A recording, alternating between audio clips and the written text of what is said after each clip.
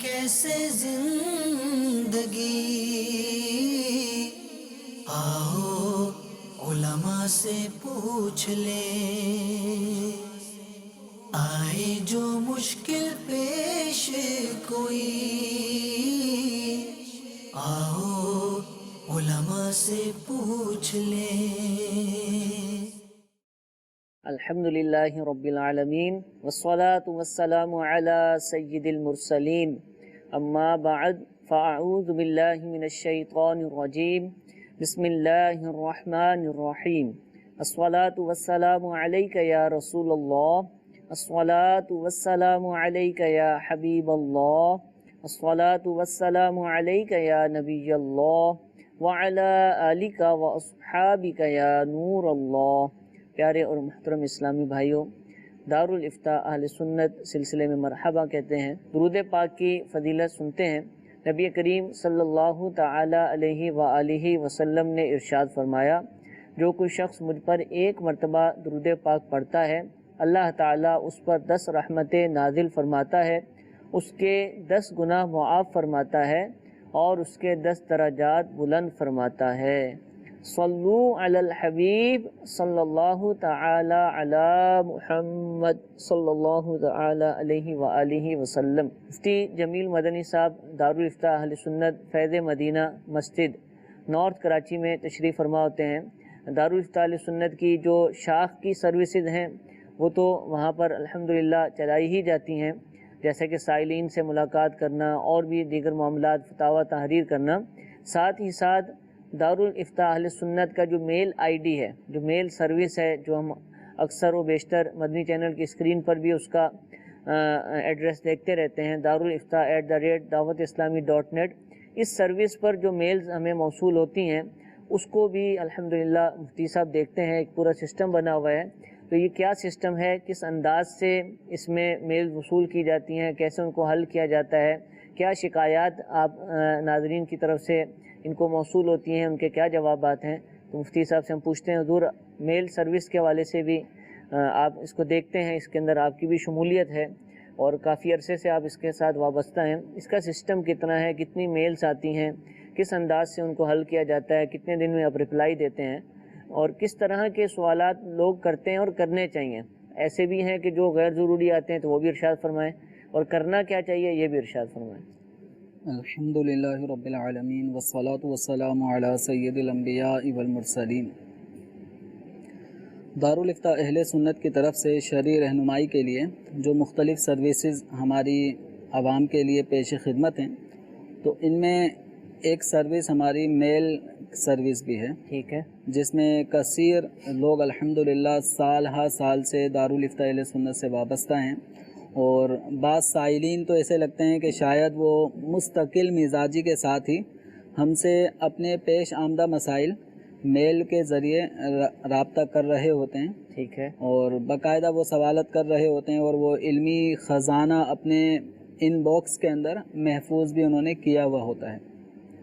تو میلز دعوت اسلامی کے جو ہمارا میل ایڈریس ہے darulifta@dawateislami.net، اس کے اوپر کثیر میلز لوگ کر رہے ہیں، سوالات کر رہے ہوتے ہیں، اور بالخصوص جیسے ماہ رمضان المبارک کا مبارک مہینہ ہے تو اس میں میل میں آنے والے سوالات بہت زیادہ ہو جاتے ہیں ماشاءاللہ۔ تو چونکہ روزوں سے متعلق لوگوں کو پوچھنا ہوتا ہے، زکوٰۃ سے متعلق لوگ مسائل پوچھ رہے ہوتے ہیں، تراویح ہو گئی، اور اس طرح دیگر جنرل مسائل بھی لوگوں کو درپیش ہیں، تو وہ میل پر ان کا بہاؤ زیادہ ہو جاتا ہے۔ ٹھیک ہے، تو نارمل جو ہمارے ہاں علاوہ رمضان وہ تقریباً 120 یا اس سے کچھ اوپر میلز کا سلسلہ رہتا ہے، لوگ سوالات کر رہے ہوتے ہیں، اور میلیں 120 میلز آتی ہیں، 120 میلز ٹھیک ہے، ہمیں آ رہی ہوتی ہیں، یہ اس سے لگ بھگ اوپر نیچے کچھ تعداد میں آ رہی ہوتی ہیں، اور ماہ رمضان مبارک میں یہ تعداد اس سے کئی مطلب زیادہ بڑھ جاتی ہے، 150 سے اوپر تک بھی ہمارے روزانہ سوالات لوگ پوچھ رہے ہوتے ہیں۔ اب یہ جو میں نے تعداد بتائی ہے 150 یا اس کے لگ بھگ جو میل ہمیں روزانہ آ رہی ہیں، تو اب ہوتا کیا ہے، اس ایک میل کے اندر بھی 4 4 5 5 6 سوالات بھی لوگوں نے کیے ہوئے ہوتے ہیں. ٹھیک ہے. تو بظاہر آنے کو تو یہ 120 میلز ہیں، لیکن 120 سوالات نہیں ہوتے، سوالات 400 سوالات زیادہ بھی ہو جاتے ہیں. ٹھیک ہے. تو اس لیے ہماری طرف سے جب ریٹرن جواب پہنچ رہا ہوتا ہے تو ساتھ میں ہماری طرف سے کچھ ہدایات گزارشات کی صورت میں بھی جا رہی ہوتی ہیں. تو اس میں یہ ہوتا ہے کہ ایک میل میں آپ ایک ہی سوال کریں. ٹھیک ہے. اس سوال بعض اوقات 2 صفحے، یعنی اگر A4 سائز کے اگر ہم پرنٹ نکالیں تو کبھی کبھی وہ سوال اتنا لمبا کر دیتے ہیں کہ 2 صفحے A4 سائز کے. اچھا، وہ لکھے بھی رومن میں ہوتے ہیں؟ اور لکھا بھی رومن میں ہوتا ہے عام طور پہ. تو وہ بڑا دشواری. اب گھر کا کوئی بھی اہم ترین میٹر ہے، اب وہ بظاہر پڑھنے سے لگتا ہے، اب اس کے لیے اس کو جب ہم پڑھ رہے ہوتے ہیں تو واقعتاً لگتا ہے کہ بہت زیادہ گھمبیر مسئلہ ہے. ٹھیک ہے. اب ایسا گھمبیر مسئلہ 2 صفحات پر لکھا ہونا، پھر اس کو پڑھنا، پھر اس کے مطابق اب جواب دینا، تو یہ کوشش یہ ہوتی ہے ہماری کہ ہم ان کو جواب دے رہے ہوتے ہیں. لیکن سائلین کی بارگاہ میں ہماری پھر بھی یہ عرض ہے کہ اپنے جو درپیش مسائل ہیں ہو سکے تو اردو، جو ہمارے اردو بولنے والے ہیں تو ہو سکے تو اردو میں اگر کسی کو ٹائپ کرنا نہیں آتا تو رومن میں بالکل وہ شارٹ کٹ لینگویج والا جو انداز اختیار کر رہے ہوتے ہیں تو بس اوقات وہ سوال گنجلک ہو جاتا ہے. تو نارمل رومن لینگویج میں بھی آپ اپنا پورے الفاظ لکھیں، پورے الفاظ پورے جو الفاظ ہیں وہ ہونے چاہیے. شارٹ کٹ میں وہ بہت سارے لفظ درمیان کے غائب کر دیتے ہیں. ٹھیک ہے. تو سمجھ تو آ جاتے ہیں لیکن بہت ساری چیزیں واضح ہونے سے رہ جاتی ہیں. تو واضح سوال ہوں اور زیادہ سے زیادہ 10 لائنوں کے اندر ہم نے کچھ اس کی حد بندی کی ہے کہ اتنی لائنوں کے اندر اپنے سوال کو آپ سمیٹ دیں. تو اس طرح اب چونکہ کثرت کے ساتھ سوالات آنے کا سلسلہ ہے اور ماہ رمضان مبارک میں ہماری ٹائمنگ بھی دارالافتاء کی یہ 25% ہمارا ٹائم ویسے ہی کم ہو جاتا ہے. تو اگر 6 گھنٹے کا ہے تو وہ 4.5 گھنٹے میں ہمیں وہ سارے کام کرنے پڑتے ہیں اور سوالات کی کثرت بھی ہوتی ہے. تو اس وجہ سے بھی سائلین کو ہمارا اپنا جو اسٹینڈرڈ جو ہم نے رکھا ہے وہ یہ ہے کہ دوسرے یا تیسرے دن سائل کو اس کا جواب پہنچ جائے. ٹھیک ہے. تو اب اگر اس میں تاخیر ہوتی ہے تو تاخیر کی وجہ یہ ہے کہ ایک تو سوالات اتنے لمبے لمبے لوگ بھیج دیتے ہیں اور ایک میل میں 3 4 سوالات بھی بعض بھیج دیتے ہیں. تو ہمارا ایک پورا نظام ہے کہ ہم میل نکال کے پھر اس طرح اس کو ڈیوائڈ کرتے ہیں. اور ہمارے دارالافتاء میں جو معاون اسلامی بھائی ہوتے ہیں وہ باقاعدہ فتویٰ نویسی وہ سیکھ بھی رہے ہوتے ہیں. تو پھر ہم ان کے ذریعے بھی ان سوالات کو حل کرواتے ہیں. حل کروانے کے بعد پھر وہ چیک ہونے کے بعد پھر ان کو چیکنگ کے پروسیس سے بھی گزارا جاتا ہے. پھر چیکنگ کے پروسیس سے گزارنے کے بعد پھر سائل تک وہ جواب پہنچتا ہے. تو اس حوالے سے الحمدللہ دارالافتاء اہل سنت کا یوں سمجھ لیں کہ مہینے میں میل کے ذریعے تقریباً سوالات 4000 کے قریب یا اس سے کچھ زیادہ جوابات ہماری طرف سے سائلین کو پہنچ رہے ہوتے ہیں. 4000 سوالات تقریباً سوالات. یہ کتنے 100 افراد یہ کام کرتے ہیں؟ اس میں اتنے زیادہ افراد ہمارے نہیں ہیں کہ جس کو آپ 100 کہیں. یہ غالباً کوئی 7 سے 8 افراد یہ تقریباً ان افراد کے اندر یہ سروس ہم پیش کر رہے ہوتے ہیں اور وہ دیگر بھی کام کر رہے ہوتے ہیں. ایسا نہیں ہے کہ وہ صرف اسی کام کے لیے ہیں. تو وہ دیگر دارالافتاء میں آنے والے جو سائلین کے سوالات ہیں ان کو بھی وہ لکھ رہے ہوتے ہیں. فون پر اگر کوئی جواب دینا ہے تو فون پہ جواب دینے کی ذمہ داری بھی ان کی ہوتی ہے تو فون پہ جواب بھی دے رہے ہیں.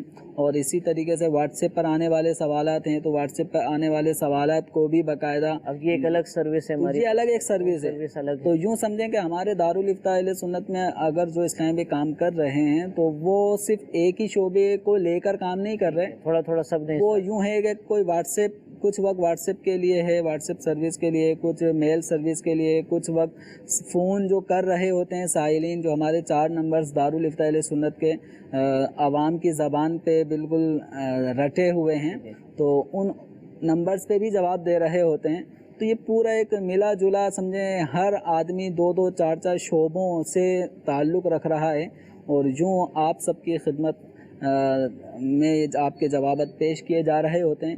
تو اس معاملے میں اگر تاخیر ہو جائے تو ہمیں معذور سمجھا کریں کہ ہم الحمدللہ اپنی بساط کے مطابق کافی حد تک کوشش کرتے ہیں کہ ہمارے سائلین کو بر وقت جواب پہنچیں.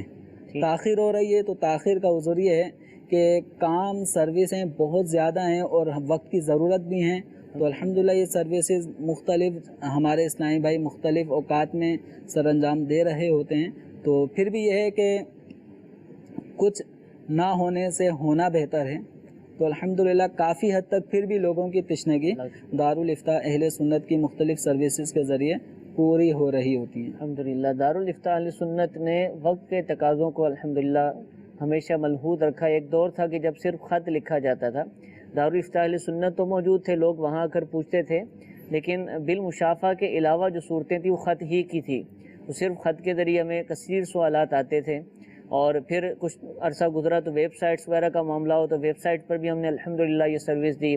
پھر لوگوں کو میلز کرنے میں آسانی میسر آئی تو ہم نے میل سروس شروع کر دی۔ پہلے جو ہے وہ لینڈ لائن ہوتے تھے، جیسے پی ٹی سی ایل کہا جاتا ہے پاکستان میں، وہ فون زیادہ چلتے تھے، ہم نے اس سروس کو الحمدللہ شروع کیے رکھا۔ جب موبائل کا دور آیا اور لوگوں کے ہاتھوں میں موبائل آ گئے تو ہم نے موبائل نمبر جاری کر دیے۔ الحمدللہ واٹس ایپ کا دور آیا تو اب تو یہ تقریباً ہر بندے کے ہاتھ میں ہوتا ہے، تو ہم نے واٹس ایپ کی سروس الحمدللہ شروع کر دی۔ تو اس طرح یہ سروسز جو ہے وہ وقتاً فوقتاً آتی رہتی ہیں۔ مدنی چینل کے ناظرین جو دعوت اسلامی سے وابستہ افراد ہیں، مسلمان ہیں، ان کی کثیر تعداد ہے، اور حل کرنے والا جو طبقہ ہے جو ان سوالات کے دارالافتاء اہل سنت سے جوابات دیتا ہے وہ قلیل مقدار میں ہے۔ تو کوشش تو ہوتی ہے کہ جتنے بھی لوگ ہم سے رجوع کریں، ہم سے سوالات پوچھیں، ان کے جوابات چلے جائیں، لیکن پھر بھی انسان ہے، بعض دفعہ کسی جواب میں تاخیر بھی ہو جاتی ہے تو اس کی وجوہات بھی ہوتی ہیں۔ ایسا نہیں ہوتا کہ کوئی بھی سوال آئے تو وہ حل نہیں ہو رہا تو اس کو ہم پینڈنگ میں ڈال دیتے ہیں، اس کو باقاعدہ رکھا جاتا ہے۔ اور بعض سوالات حضور ایسے بھی ہوتے ہیں کہ وہ تھوڑے مشکل سے حل ہوتے ہیں، ایسا تو نہیں کہ جو سوال بھی پوچھا جائے گا اس کا جواب مل ہی جائے گا، جواب تلاش کرنے میں بھی پھر تو وہ ایک لائن کا سوال ہے، ٹھیک ہے، لیکن اس ایک لائن کے سوال کے لیے کئی کتابیں اٹھانی پڑیں گی، ٹھیک ہے، تو اس کے لیے پھر ہم اس کو ایک دارالافتاء میں باقاعدہ ایک ڈیلی سوال، ہماری ایک اس طرح لینگویج ہے، جو سائلین ہم سے سوال کرتے ہیں تو وہ ڈیلی کے سوالات کہلاتے ہیں، تو ہم اس کو پھر اس پیرائے میں باقاعدہ اس پہ تحقیقی کام کروا کے، اب اس میں کچھ ٹائم لگتا ہے تو سائل کو یہ ہے کہ کچھ دنوں کے بعد وہ جواب الحمدللہ پہنچ ہی جاتا ہے۔ ٹھیک ہے۔ تو اچھا، سوالات ایک تو ہے نا آپ سے دینی مسئلے پوچھیں، اس کے علاوہ لوگ میلز کرتے ہیں آپ کو؟ اس کے علاوہ بھی مسئلے ہی کثیر لوگ میلز کر رہے ہوتے ہیں، جس میں یوں سمجھیں کہ اگر ہمیں میلز 100 میلز اگر آ رہی ہیں تو 100 میلز میں یوں سمجھیں کہ 20-25 میلز ایسی ہوتی ہیں کہ جن کا کوئی جواب ہوتا ہی نہیں ہے، وہ ہمارے فقہی مسئلے سے متعلق کوئی اس کا تعلق نہیں ہوتا۔ جیسے مثال کے طور پہ استخارے کے لیے بھی کثیر تعداد لوگ، اب یہ کہ کافی حد تک کم ہو گیا ہے، ورنہ ہم نے چونکہ ہدایات میں ساتھ ساتھ یہ بھی ڈال دیا ہے کہ استخارے کا میل ایڈریس یہ والا ہے، اس کا ہم نے دوسرا میل ایڈریس بھی ساتھ میں اٹیچ کر دیتے ہیں، تو ہدایت ہوتی ہے کہ یہاں صرف شرعی فقہی مسائل پوچھے جائیں، تو ورنہ لوگ استخارے کا بھی پوچھ رہے ہوتے تھے، اور اسی طریقے سے تاریخی واقعات اور اس کے واقعات سے متعلق بھی سوالات ہوتے ہیں، تو وہ بسا اوقات چونکہ ہماری جو سروس کا مقصد ہے لوگوں کی شرعی رہنمائی کرنا، جو ہے درپیش مسئلہ جو ان کی ذات سے متعلق ہے، جس میں حلال حرام کے معاملات میں وہ پڑے ہوئے ہیں اور پریشان ہیں، تو ان کی اس زاویے سے رہنمائی کرنا۔ تو یہ ہے کہ کافی حد تک غیر ضروری میلز جن کے جواب اتنے ضروری نہیں ہوتے، یعنی آپ کی سروس کے اعتبار سے جی ٹھیک ہے، تو اس اعتبار سے ہم پھر ان میں سائل تک ایک پیغام بھی اپنا پہنچا دیتے ہیں کہ یہ میل ایڈریس ان قسم کے مسائل کے لیے نہیں ہیں جو آپ پوچھنا چاہ رہے ہیں، یہ ان مسائل جو شرعی فقہی ضروری مسائل ہیں لوگوں کے زندگی میں درپیش آمدہ جو مسائل ان کے حوالے سے ہے۔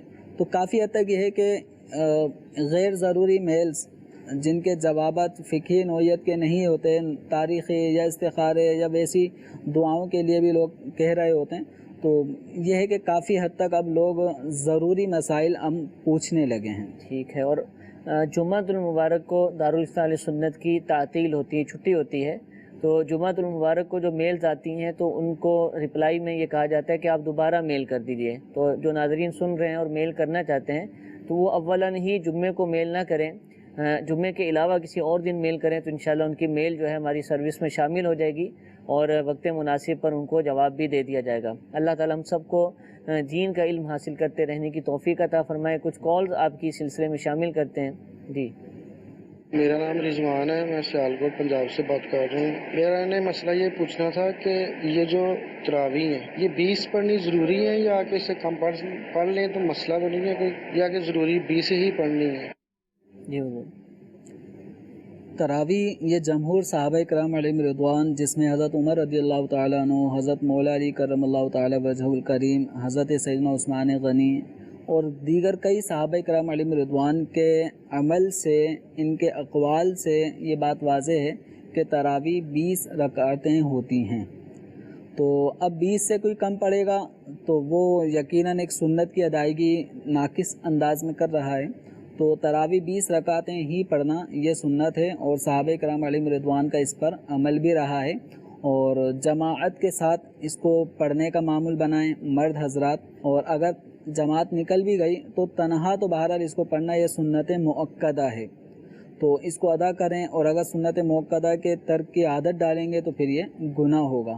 تو 20 رکعت مکمل ہی ادا کرنے کا معمول بنائیں، اور 20 رکعت ادا کرنے پر ایک عقل میں آنے والی ایک موٹی سی دلیل یہ بھی ہے کہ قرآن پاک کو نماز تراویح میں ختم کرنا یہ بھی ایک سنت ہے۔ ٹھیک ہے، ختم قرآن تراویح میں ہو یہ بھی سنت ہے، صحابہ کرام علیہ رضوان کا اس پر عمل رہا ہے۔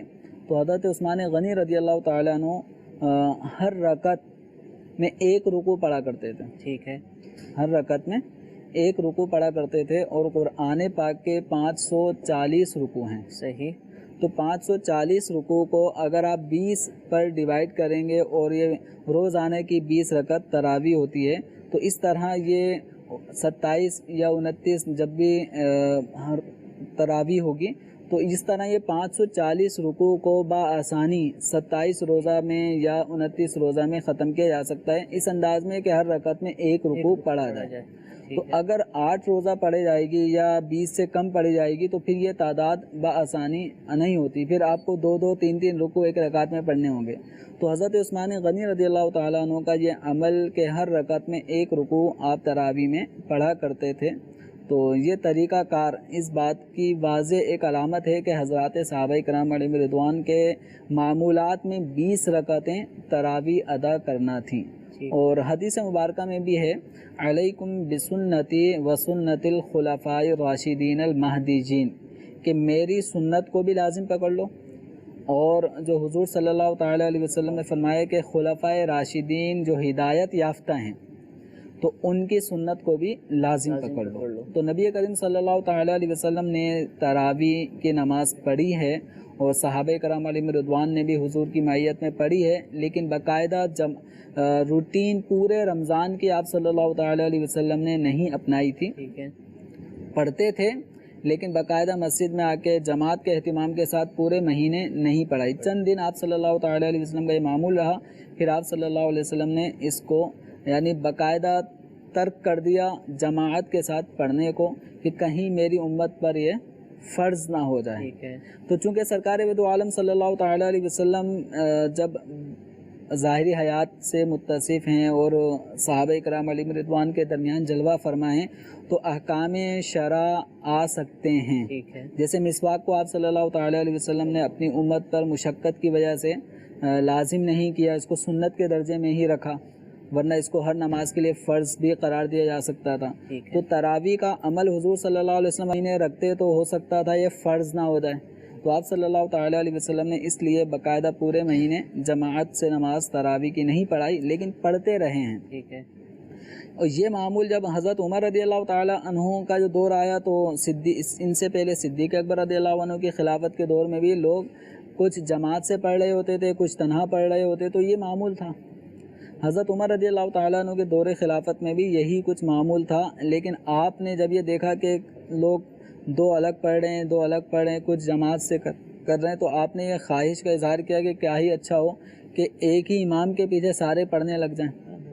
تو پھر اگلے دن سے حضرت ابی بن کعب رضی اللہ تعالیٰ عنہ یہ صحابی رسول ان کو امام مقرر کیا، اور اگلے دن دیکھا کہ سارے صحابہ ان کے امامت میں، ان کی اقتداء میں ان کے پیچھے تراویح کی نماز ادا کر رہے ہیں۔ تو اس پر حضرت عمر رضی اللہ تعالی عنہ نے بخاری شریف کی حدیث مبارکہ نعمت البدعۃ هذه فرمایا کہ یہ بہت ہی اچھا طریقہ ہے۔ ماشاءاللہ۔ تو پھر وہ طریقہ حضرت عمر رضی اللہ تعالیٰ عنہ کا جو تھا، اس طریقہ کار میں تراویح با جماعت ادا ہونے لگی، اور یہ طریقہ حضرت عثمان غنی رضی اللہ عنہ کے دور میں، حضرت علی رضی اللہ عنہ کے دور میں، یوں خلفائے راشدین کے دور میں تراویح پھر با جماعت ادا کی جانے لگی۔ اور جیسے کہ حدیث آپ کے سامنے گوش گزار کی، علیکم بسنتی و سنت الخلفاء الراشدین المہدیین، کہ آپ صلی اللہ تعالیٰ علیہ وسلم نے اپنی سنت کو بھی لازم پکڑنے کا حکم ارشاد فرمایا، اور ساتھ ہی ساتھ خلفائے راشدین مہدیین جو حضرات خلفائے اربعہ ہیں، ان کے طریقہ کار کو بھی مضبوطی سے تھامنے کا حکم ارشاد فرمایا۔ تو ان حضرات خلفائے راشدین کے طریقہ کار میں تراویح کی نماز جماعت کے ساتھ ہے، تراویح کی نماز 20 رکعتوں پر مشتمل ہے۔ اس لیے امت مسلمہ کو ان خلفائے راشدین کے طریقہ کار کے مطابق جماعت کے ساتھ اور 20 رکعتوں پر مشتمل تراویح پڑھنے کا معمول بنانا چاہیے۔ ٹھیک ہے، 20 ہی پوری پڑھنی چاہیے۔ جی ایک اور کال چلائیے۔ دارالفتاح اہل سنت سلسلہ مرحبا۔ مفتی صاحب، یہ سوال ہوا تھا کہ فدیہ، روزے کا فدیہ دیا جاتا ہے صدقہ فطر کے برابر، تو یہ لفظ فدیہ کا کیا مطلب ہے؟ روزہ توڑنے پر دیا جاتا ہے یا روزہ نہ رکھنے پر یہ فدیہ دیا جاتا ہے؟ اس کی وضاحت فرما دیجئے۔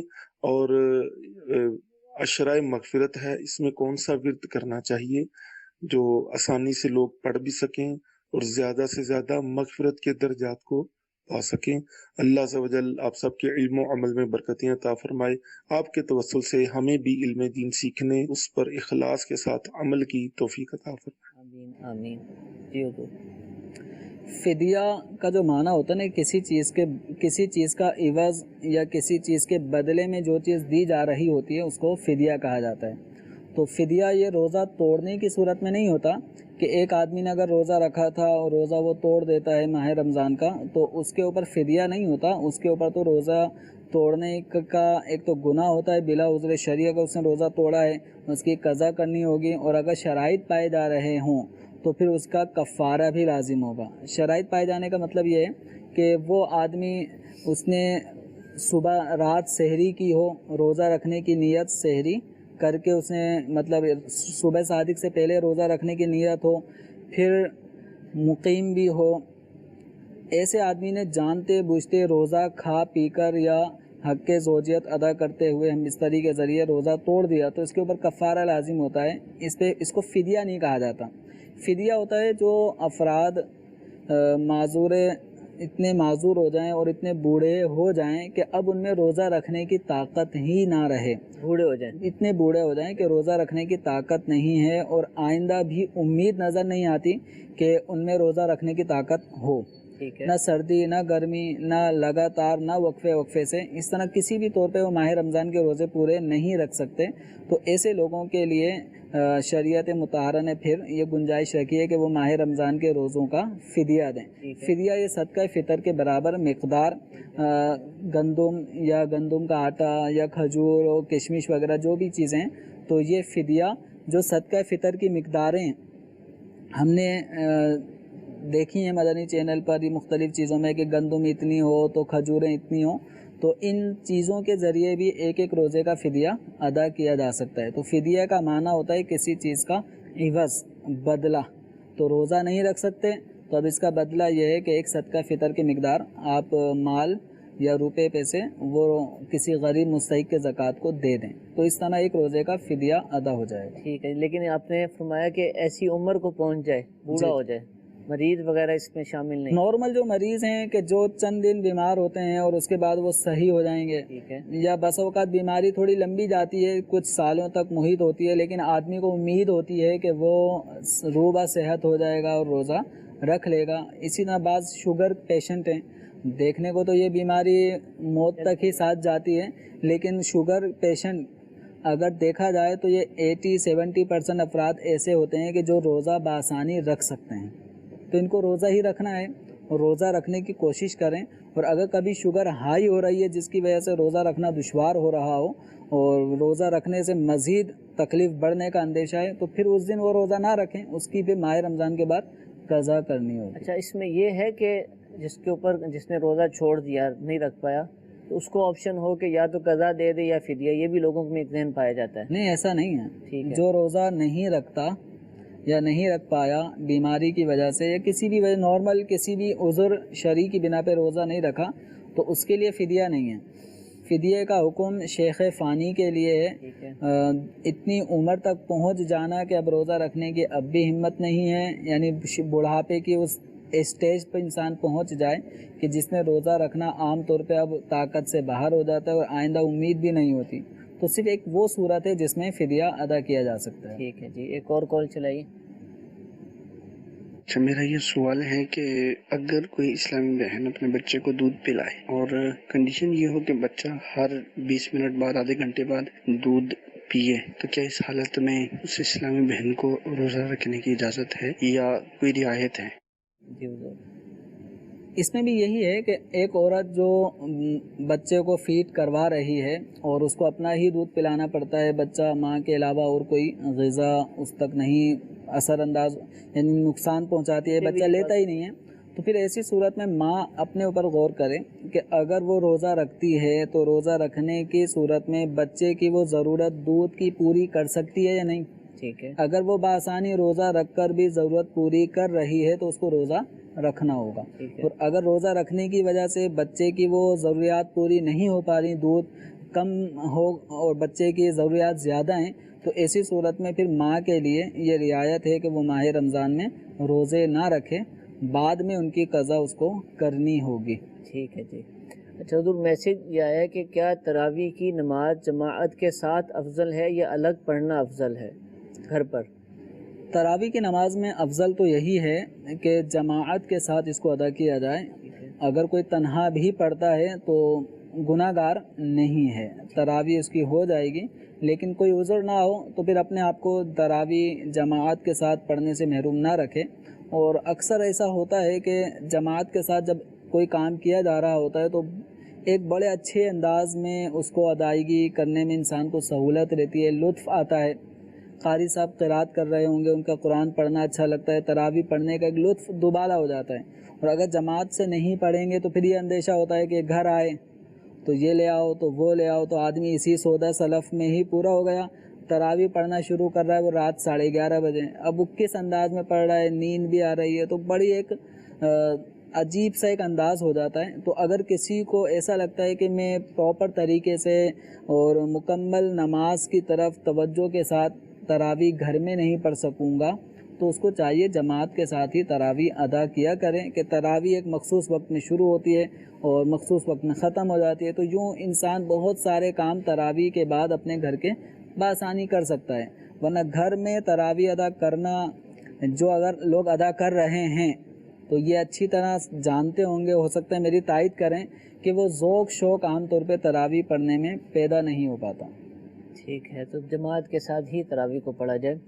اسلامی بہنوں کی جماعت ہو سکتی ہے تراویح کی؟ اسلامی بھائیوں کا تو چلو حل بتا دیا اور فائدہ بھی ہے، اسلامی بہنوں نے بھی تو پڑھنی ہے، ان پر معاف ہے، اور اگر پڑھنی ہے تو وہ کیا کریں، جماعت کروائیں؟ اسلامی بہنوں کے لیے، عورتوں کے لیے بھی تراویح سنت موقدہ ہے۔ ٹھیک ہے۔ اس حکم میں مردوں ہی کی تخصیص نہیں ہے، عورتوں کے لیے بھی یہی حکم ہے کہ عورتیں بھی تراویح پڑھیں گی، لیکن یہ جماعت کے ساتھ نہیں پڑھیں، یہ اپنی تراویح کی نماز ہر عورت جدا جدا تنہا ادا کرے۔ ٹھیک ہے جی، ایک کال چلائیے۔ مجھے ایک مسئلہ پوچھنا تھا زکوٰۃ کے موضوع پہ۔ یہ میرے پاس میرا اپنی اماؤنٹ ہے تقریباً 12 لاکھ روپے، لیکن وہ میں نے ایک بندے کو قرض کے طور پہ دی ہوئی 3 سال سے، تو اس کی زکوٰۃ میری نکلے گی یا نہیں نکلی؟ 12 لاکھ روپیہ ہے قرض دیا ہوا۔ 12 لاکھ روپے جو انہوں نے قرض کسی کو دیا ہوا ہے اور 3 سال سے ابھی تک ان تک پہنچی نہیں ہے، تو ہر سال ان کے اوپر زکوٰۃ لازم ہوتی رہے گی۔ ٹھیک ہے۔ یہ صورت میں ہے کہ یہ اس سے زیادہ رقم کے مقروض نہ ہوں۔ صحیح۔ مثال کے طور پر 12 لاکھ تو انہوں نے کسی کو دیے ہیں، لیکن 15 لاکھ کے یہ خود مقروض ہیں، یہ خود کسی کے دیندار بنتے ہیں، تو اس صورت میں یہ جو 15 لاکھ اگر 3 سال پہلے 4 سال پہلے اگر ان کے اوپر قرضہ چڑھا ہے اور انہوں نے آگے 12 لاکھ کسی کو قرضہ دیا ہے، تو یہ 12 لاکھ روپے کی رقم اگر قرض کی ادائیگی میں ہم ادا کرنا سمجھیں بھی، تب بھی ان کے اوپر قرضہ ہوگا۔ تو اس صورت میں پھر اس 12 لاکھ کی ان کے اوپر زکوٰۃ نہیں ہوگی. یہ ایک فرضی صورت ہے. ورنہ نارمل ہو سکتا ہے کہ انہوں نے جو 12 لاکھ روپے کسی کو قرضہ دیے ہیں اور یہ خود بھی مقروض نہ ہوں تو پھر ان کو اس 12 لاکھ روپے کی زکوٰۃ ادا کرنی ہوگی. اچھا 12 لاکھ تو یہ قرض دیے ہوئے ہیں، اس کے علاوہ بھی اگر ان کے پاس کچھ چیزیں ہیں تو وہ بھی شامل ہوں گی؟ وہ بھی ہوں گی. جیسے اگر ان کے پاس سونا ہے، چاندی ہے، یا یہ اگر تاجر ہیں اور مال تجارت ان کے پاس ہے تو مال تجارت اگر نصاب کے برابر ہے یا اس سے زائد ہے تو اس پر بھی زکوٰۃ ہوگی. بہت ساری اماؤنٹ جب 12 لاکھ کسی کو قرض دیا ہوا ہے تو ممکن ہے کہ اتنا یا کچھ لگ بھگ ان کے اپنے ذاتی اکاؤنٹ میں بھی ہو یا مال تجارت کی صورت میں ہو. تو دیگر اموال زکوٰۃ اگر ان کے پاس موجود ہیں تو ان کی بھی زکوٰۃ ان کے اوپر شرائط کی صورت پائے جانے کی صورت میں ہر سال لاگو ہوتی رہے گی. اور یہ جو 12 لاکھ روپے کسی اور کے قبضے میں ہیں اور ابھی تک ریٹرن نہیں ہوئے تو یہ جو ہم نے کہا کہ ان کو زکوٰۃ ان کے اوپر لازم ہوگی، تو زکوٰۃ لازم ہونے کا مطلب یہ ہے کہ جب سال پورا ہوا تو اس 12 لاکھ روپے کے اعتبار سے جتنا بھی 2.5% بن رہا تھا اتنی زکوٰۃ ان کے اوپر لازم ہو گئی. لیکن ان کو اپنی ادائیگی کرنا ابھی لازم نہیں ہے. جب وہ رقم مل جائے تو پھر زکوٰۃ کی ادائیگی ان کو کرنی ہوگی. لیکن جب تک یہ ان کو 12 لاکھ روپے نہیں مل جاتے تو اس وقت تک ان کے اس مال پر زکوٰۃ لازم ہوتی رہے گی. تو اب اس کا یوں اندازہ لگا لیں کہ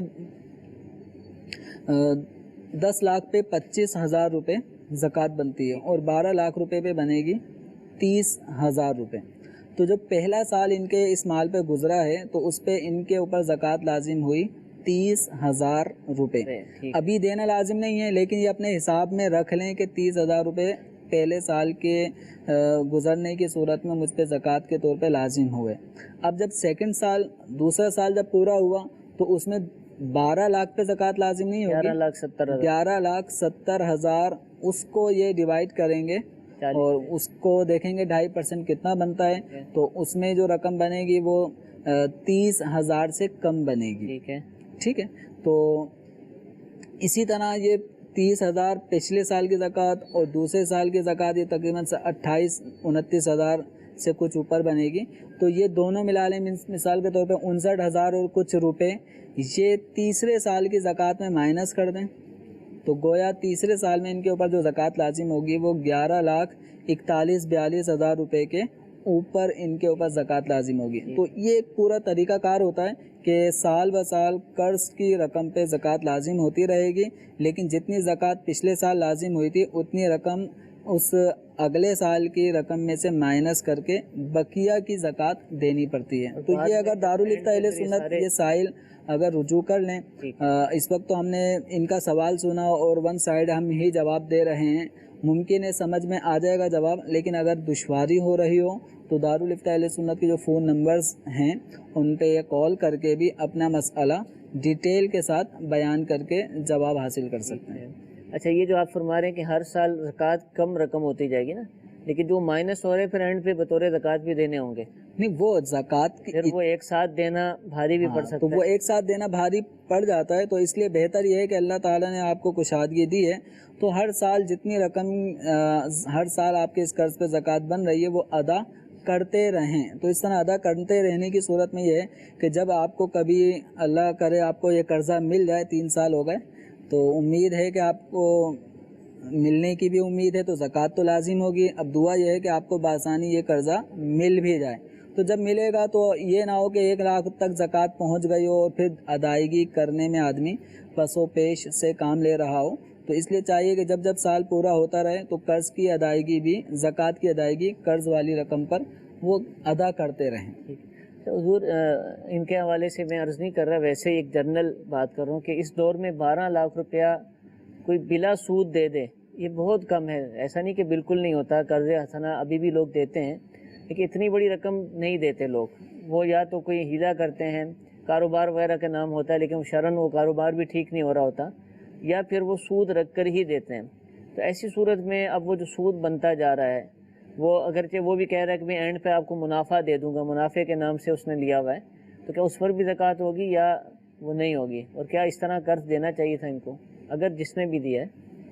جی ہمارے معاشرے میں بہرحال ہم اس سائل محترم کے ساتھ تو حسن ظن ہی ہے. انشاءاللہ مسئلہ پوچھ رہے ہیں ٹھیک ہے. تو نارمل جو شرعی رہنمائی لوگ لے رہے ہوتے ہیں تو کافی حد تک وہ ان چیزوں سے بچتے بھی ہیں، ماشاءاللہ. اور جو الٹے سیدھے کاموں میں پڑے ہوتے ہیں ان کو پوچھنے کی بھی ضرورت نہیں ہوتی کہ زکوٰۃ کتنی بنتی ہے. تو عام طور پہ شرعی رہنمائی لینے والے پھر ان چیزوں سے بھی اپنے آپ کو بچاتے ہیں. تو ایک نارمل مسئلہ کہ اگر کوئی کسی کو قرض دیتا ہے اور سودی قرض دیتا ہے کہ 10 لاکھ روپے میں آپ کو دے رہا ہوں اور 10 لاکھ روپے پہ ہر سال 1 لاکھ روپے آپ کو بڑھا کر دینے ہوں گے. ٹھیک ہے. اب یوں اگر 10 لاکھ قرض دیا تھا اور 3 سال ہو گئے تو یہ 13 لاکھ روپے ہو گئے. تو زکوٰۃ ایسے شخص پر صرف 10 لاکھ کے اعتبار سے ہی ہوگی. وہ 11واں 12واں اور 13واں لاکھ جو ہے نا وہ سود ہے. ٹھیک ہے. اور سود لینے والا کھانے والا سود دینے والا دونوں پر لعنت ہے. سودی رقم پر زکوٰۃ نہیں ہوتی. ٹھیک ہے. اگر بالفرض اس کو 13 لاکھ روپے مل جاتے ہیں تو 13 لاکھ روپے میں 3 سال کے بعد جو 13 لاکھ روپے ہو کر ملے تو اس کے اوپر زکوٰۃ 10 لاکھ کے اعتبار سے لازم ہوگی. 11ویں 12ویں 13ویں لاکھ روپے کی رقم یہ ٹوٹلی اس کو صدقہ کرنے کا حکم ہوگا. ٹھیک ہے. اگر اس نے 13 لاکھ روپے لے لیے تو 3 لاکھ روپے جو سود ہے تو یہ سودی رقم اس کو صدقہ کرنے کا حکم ہے. نہیں رکھ سکتا یہ اپنے پاس اپنے استعمال میں نہیں رکھ سکتا. یہ تو 100% ہی جائے گا. 3 لاکھ روپے جو سود ملا ہے یہ 100% ہی صدقہ ہوگا. یا جس سے لی ہے رقم اسی کو واپس کر دیں یہ بہتر ہے. یا اگر قبضہ کر لیا ہے تو اس کو اس بات کا بھی اختیار ہے کہ یہ اس کو ڈائریکٹلی صدقہ کر دے. تو یہ زکوٰۃ حرام مال میں لازم نہیں ہوتی. حرام مال تو پورا ہی اپنی ملک سے جدا کرنا ضروری ہوتا ہے. یہ ثواب وغیرہ کی نیت نہیں کرے گا. اس میں ثواب کی نیت بھی نہیں کرے گا. اور یہ اس گویا جیسے ہمارے کپڑوں پر ناپاکی لگ جائے. ٹھیک ہے. تو اب ہم ناپاکی کو دور کر رہے ہوتے ہیں. صحیح. تو اسی طریقے سے ہمارے مال میں ایک سودی خباثت پر مشتمل ایک مال ہمارے مال کے ساتھ آ چکا ہے. تو اس مال کو جدا کرنا ضروری ہوگا. یہ 2.5% والا معاملہ نہیں ہوگا. یہاں پہ پورا 100% یہ پورا سودی مال اپنی ملک سے جدا کرنا ہوگا. اب چاہیں تو یکمش یہ سارا صدقہ کر دیں غریبوں کو دے دیں یا جس سے لیا اسی کو واپس کر دیں. حرام مال اللہ تعالیٰ قبول نہیں فرماتا. اللہ تعالیٰ پاکیزہ مال ہی کو قبول فرماتا ہے. تو اگر کوئی یوں سودی اور جوے سے حاصل ہونے والی کثیر رقم لاکھوں پر مشتمل رقم اگر وہ یوں مسجد بنانے میں صرف کر دیتا ہے تو اس کو مسجد بنانے کا کوئی ثواب نہیں ملے گا بلکہ اس حرام مال کو خرچ کرنے پر جو گناہ ہوتا ہے وہ ملے گا. ٹھیک ہے. ٹھیک ہے. اللہ تعالیٰ ہم سب کو رزق حرام سے محفوظ و معمون فرمائے. آمین. ایک اور کال چلا دیجیے. میرا یہ سوال ہے کہ میرے زکوٰۃ کے حوالے سے معلوم کرنی تھی کہ میرے پاس جو ہے وہ گولڈ ہے تو میرے جو مجھ پر جو زکوٰۃ ہوگی واجب وہ چاندی کے حساب سے ہوگا یا گولڈ کے حساب سے کیونکہ میرے 7.5 تولہ سے کم ہے 4 تولہ ہے میرے پاس. صرف 4 تولے گولڈ ہے سونا ہے زکوٰۃ کس حساب سے واجب ہوگی؟ اگر ان کے پاس صرف 4 تولے سونا ہی ہے پیسے ضرورت اور حاجت اصلیہ سے زائد پیسے نہیں ہیں چاندی نہیں ہے پرائز بونڈ نہیں ہے اسی طرح کوئی سیونگ اکاؤنٹ یا کسی بھی جائز یا ناجائز اکاؤنٹ میں پیسے بھی نہیں ہیں تو پھر اس صورت میں ان کے اوپر تو زکوٰۃ لازم نہیں ہوگی. نہ ان کے پاس مال تجارت ہو نہ سونا چاندی پرائز بونڈ کرنسی شیئرز تجارتی شیئرز وغیرہ اگر نہیں ہیں اور صرف ہے تو یہ 4 تولہ سونا ہی ہے تو پھر زکوٰۃ نہیں ہوتی. لیکن ایسا کچھ مشکل ہے. اچھا حضور حاجت اصلیہ کا لفظ آپ نے ارشاد فرمایا ایک تو لفظ سنا ہے بہت دفعہ سنا ہے بہت سارے ناظرین نے سنا ہوگا کیا ہے اور اس سے زائد مال کب ہوگا یعنی اس کا کیسے پتہ چلے گا کس کے اخراجات کتنے ہیں؟ یہ حاجت کا معنی ہوتا ہے ضرورت. ٹھیک ہے. جس کی طرف آدمی محتاج ہو ضرورت مند ہو اور اصلیہ یہاں پہ بنیادی ضرورت حاجت اصلیہ یعنی وہ چیزیں جو زندگی گزارنے میں ہمارے لیے بنیادی ضروریات کی حیثیت رکھتی ہیں تو وہ چیزیں حاجت اصلیہ میں آتی ہیں. مثال کے طور پہ رہنے کے لیے مکان تو چاہیے. ٹھیک ہے. مکان نہ ہو تو آدمی دھوپ میں تو رہے گا نہیں تو مکان یہ حاجت اصلیہ میں ہے. اسی طریقے سے کپڑے یہ ہونا ضروری ہیں لباس کا ہونا ضروری ہے تو چپلیں ہیں. اسی طریقے سے گاڑیاں ہیں سواری جو چاہے بائک ہو یا کار ہو یا اس سے بھی آگے کی کوئی چیز تو سواری کی جو اس کی ضرورت میں شامل ہے وہ. اسی طرح اگر یہ کوئی پیشہ ور ہے تو اس پیشہ ور کے لیے اس کام کے اوزار ٹھیک ہے مزدور کے لیے اس کے کام سے تعلق رکھنے والے اوزار یہ اس کی حاجت میں شامل ہوتے ہیں۔ تو گھریلو ساز و سامان، برتن ہوتے ہیں، گھر میں فرنیچر ہوتا ہے، تو یہ چیزیں ایسی ہوتی ہیں جن میں آدمی زندگی گزارنے میں ان چیزوں کا محتاج ہوتا ہے۔ اور دوسرے لفظوں میں یہ کہ اگر یہ چیزیں نہ ہوں تو زندگی گزارنے میں بہت زیادہ تنگی آدمی کو درپیش ہوتی ہے۔ تو یہ چیزیں حاجت اصلیہ میں شمار ہوتی ہیں۔ وہ حاجت اصلیہ کے علاوہ بے شمار اموال ہماری ملکیت میں ایسے ہوتے ہیں کہ جو فی الوقت ہم ان کے محتاج نہیں ہوتے، وہ اگر ہماری ضرورت میں آئیں گی تو ابھی نہیں، آئندہ سالوں اور پلاننگ کے مطابق وہ ہماری چیزوں ضرورت میں ہوں، لیکن فی الوقت وہ ہماری حاجت سے زائد ہوتی ہیں۔ گھر کے اندر اگر ہم سامان پہ غور کریں تو بہت سارا سامان ہمارا حاجت اصلیہ سے زائد نکلے گا۔ ٹھیک ہے، اب جیسے مثال کے طور پہ عید کے اس موقع پر کسی نے ابھی سے چپلیں لے لی ہوں گی، ٹھیک ہے، اور کسی کے پاس پچھلی چپلیں بھی چلی آ رہی ہیں، جوتوں کی چپلوں کی جوڑیاں ہیں۔ اسی طرح سوٹ کو لے لیں تو کسی کی ملک میں 25-30 سوٹ ہیں، پہننے اس نے 5-10 سوٹ ہی ہوتے ہیں، اور رکھے ہوئے ہیں بہت زیادہ مہنگے بھی سوٹ رکھے ہوئے ہوتے ہیں۔ تو جیسے عورتوں کے لیے، دلہنوں کے لیے جو شادی بیاہ کے موقع پر ایک مخصوص 10-10, 20-20, 25-25 ہزار تک کی مالیت کا ایک سوٹ ہوتا ہے، وہ انہوں نے پہننے کے بعد وہ اب دوبارہ پہننے میں آتا ہی نہیں ہے۔ ٹھیک ہے، انداز یہی ہے کہ دوبارہ کوئی گھر کی کسی فیملی میں کسی کی شادی ہو تو شاید پہننے میں آئے، ورنہ شاید وہ پہننے میں بھی نہیں آتا۔ تو اس طرح کی بہت ساری چیزیں ہیں جو اب حاجت سے زائد ہوتی ہیں، فارغ ہوتی ہیں۔ تو اس طرح کثیر چیزیں ہماری گھروں میں شو پیس لوگ لگاتے ہیں، بڑے قیمتی 10-10, 20-20 ہزار روپے کے شو پیس لگائے ہوئے ہوتے ہیں، تو وہ حاجت اور ضرورت سے زائد ہوتے ہیں۔ ٹھیک ہے، تو اس پہ غور کر لیں۔ فریج یا ڈی فریزر جو گھروں میں ہے، یہ حاجت کی چیزیں ہیں کہ اگر ہم فریج نہ ہو تو اس وقت افطاری کے بہت سارے فروٹ یوں ہی لوگوں کے خراب ہو جاتا ہے، دودھ خراب ہو جائے، تو بہت ساری ہماری ضروریات اب فریج اور ڈی فریزر سے وابستہ ہو چکی ہیں، تو یہ چیزیں حاجت کے اندر شامل ہیں۔ ٹھیک ہے، انشاءاللہ مزید بھی زکوٰۃ سے متعلق سوالات ہم سیکھیں گے، لیکن سلسلے کا وقت ہمارا ختم ہو چکا ہے۔ اللہ تعالیٰ ہم سب کو عمل کرنے کی توفیق عطا فرمائے، آمین بجاہ النبی الامین۔ صلو علی الحبیب صلی اللہ تعالی علی محمد صلی اللہ علیہ وسلم۔ گزارے کیسے زندگی، آؤ علماء سے پوچھ لیں، آئے جو مشکل پیش کوئی، آؤ علماء سے پوچھ لیں۔